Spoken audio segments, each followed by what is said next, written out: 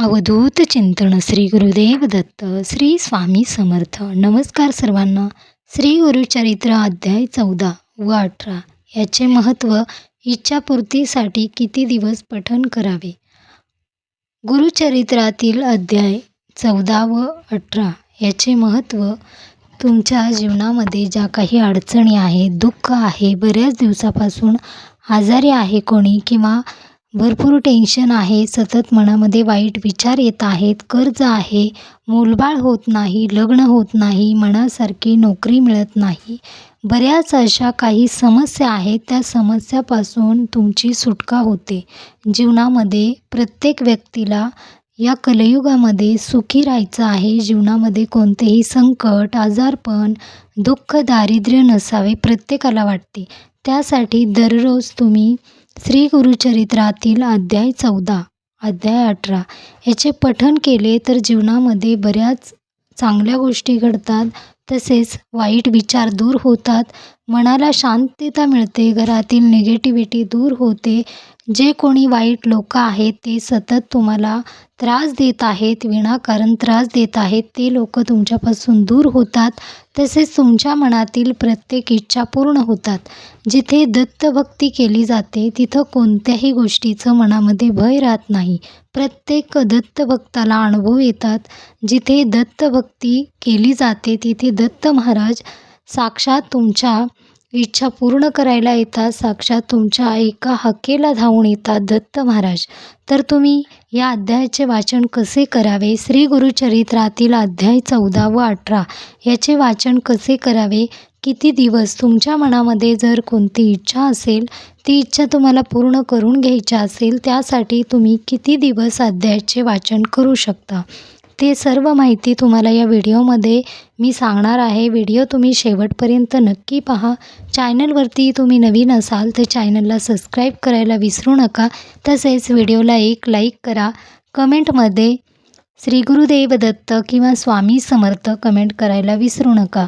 14वा अध्याय 18वा अध्याय वाचन कसे करावे, महत्त्व कोणते कोणते नियम पाळायचे आहेत. महत्त्व भरपूर आहेत, कारण तुम्ही कधीही पूर्णपणे हरला, जीवनामध्ये संकटामध्ये आहात, मोठ्यात मोठं संकट आहे, आजारपण आहे, विनाकारण कोणी तुम्हाला त्रास देत आहे, किंवा तुम्ही कोणीतरी तुमच्यावर वाईट आरोप केले आहेत, मूलबाळ होत नाही, सर्व समस्यातून सुटका होते. यासाठी दत्त महाराजांची सर्वात प्रभावी अनुभवसिद्ध अशी सेवा आहे. अनुभव तुम्हाला नक्की येतात.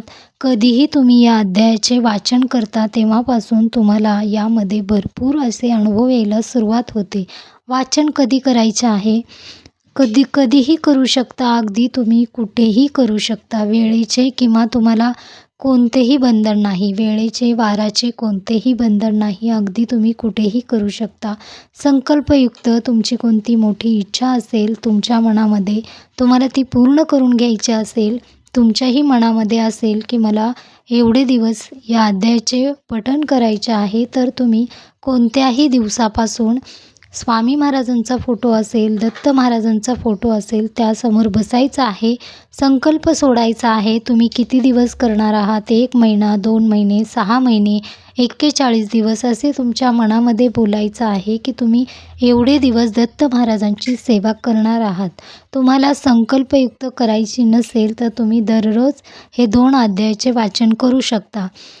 तर नियम कोणते पाळायचे आहेत. संकल्पयुक्त दत्त महाराजांची सेवा किंवा कोणतीही सेवा करत असाल तर तुम्ही मांसाहार पूर्णपणे बंद करायचा आहे. तसेच ब्रह्मचर्याचे पालन नक्की करायचे आहे.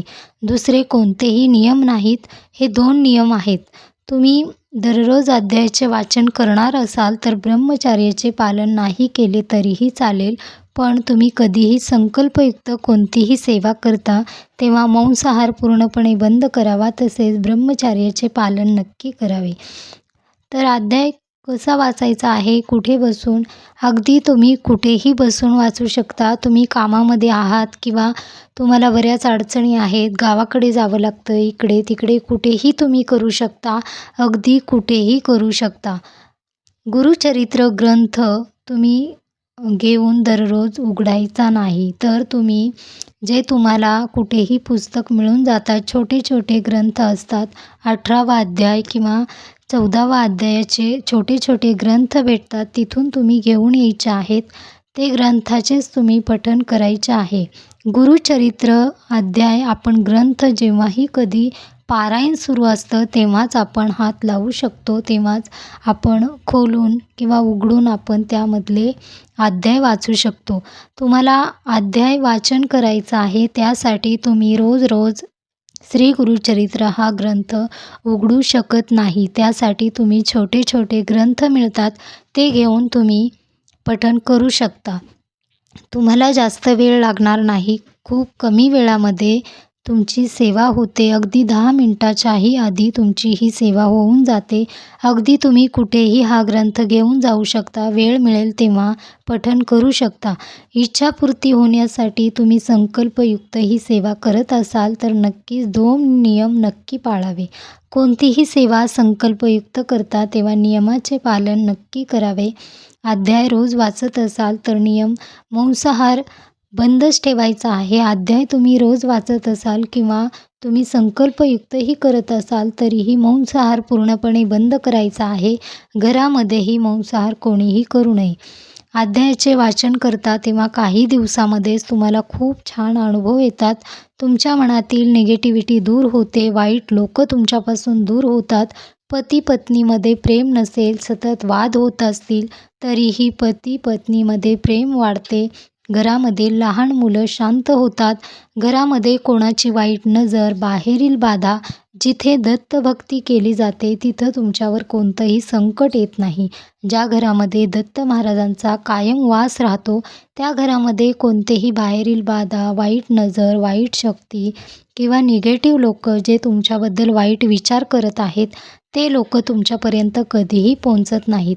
एकच मनामध्ये ठेवा, विश्वास ठेवायचा आहे. कोणतीही सेवा करता मनामध्ये विश्वास ठेवा. वेळ द्या, कारण आपण वेळ देतो तेव्हा आपल्या इच्छा पूर्ण होतात.